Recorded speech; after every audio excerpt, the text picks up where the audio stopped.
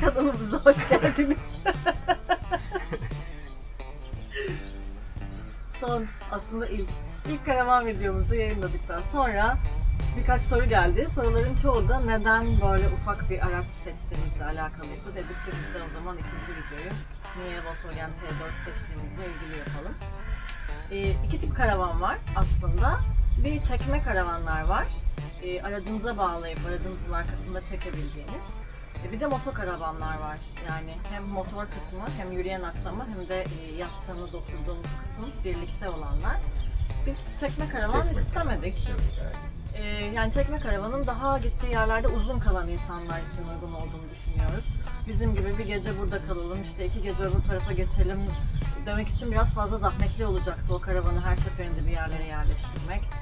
Artı şehirde yaşıyoruz, kullanmadığımız dönemlerde karavanı koymak için bir yer gerekiyor. Aynen öyle. O yüzden de onu zaten en başta eledik ve dedik ki bir motokaravan alalım. Motokaravan deyince de bizim böyle yaptığımız gibi dönüştürülenler var.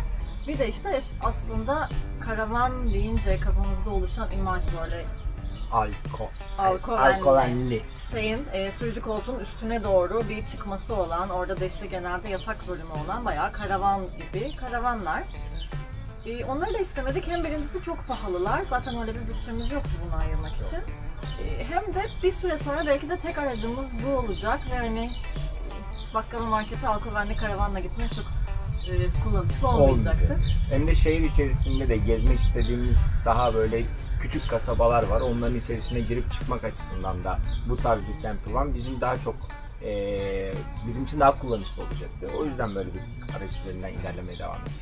Çok da bir yandan konfor arayan insanlar değiliz. Zaten İstanbul'da da 1+1 bir evde oturuyoruz. Nispeten küçük alanlarda yaşamaya alışkınız. O yüzden hani bizim için bu kadarcık bir alanın içinde kalıyor olmak seyahat ederken çok sıkıntı yaratmayacak diye düşünüyoruz. O yüzden de dedik ki campervan gibi bir şey olsun. Orada da işte belki sen bahset. Çok markalarını bilmiyorum işte Ford'un bir takım böyle büyük modelleri var. Yani şimdi şöyle bir durum var aslında. Genellikle insanlar campervan dönüşümlerini Ducato ya da Sprinter tarzı araçlarla yapıyorlar ki ayakta durabilmeleri açısından. Ducato'ların böyle 17 metreküplük vesaire olan araçları var.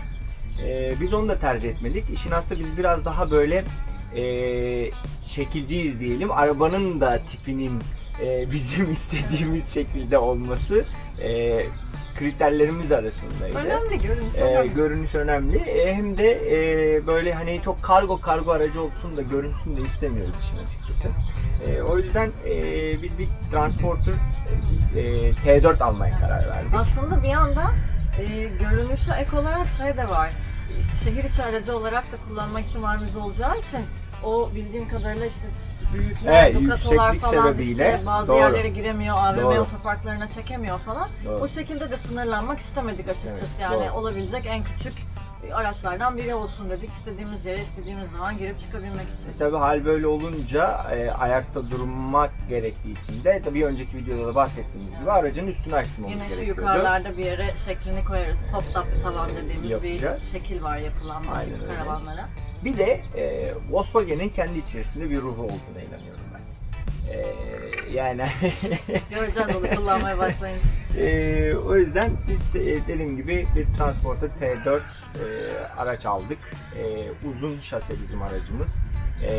Ki içerisine daha rahat mobilyamızı vesairemizi yerleştirebilmek amacıyla.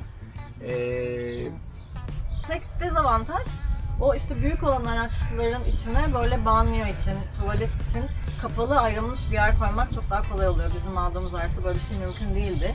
İlk videoyu izlediyseniz görmüşsünüzdür nasıl bir tuvalet aldığımızı, kullanacağımızı.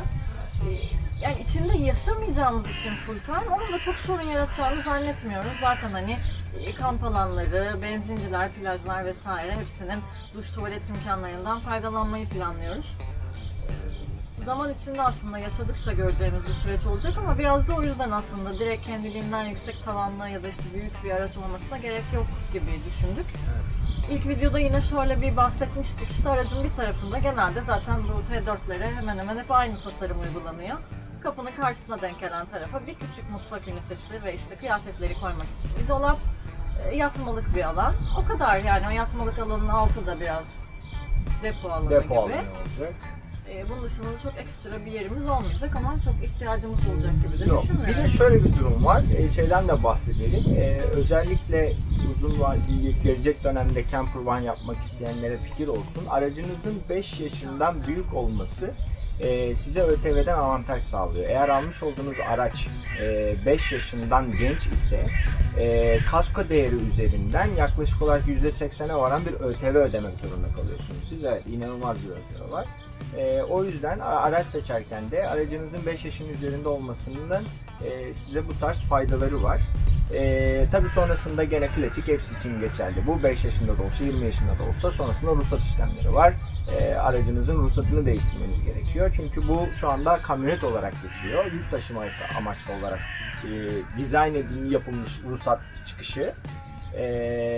Sonrasında biz bunu ruhsatını da değiştireceğiz ve karavana çevireceğiz.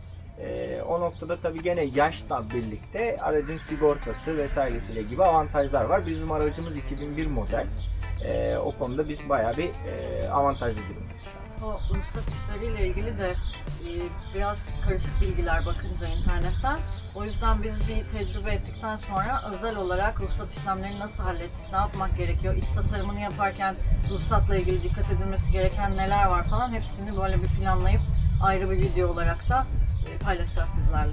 Aynen öyle. Var mı aktaracağınız? Yok, aktaracağız. Tecrübesiz YouTuber'lar. Aynen.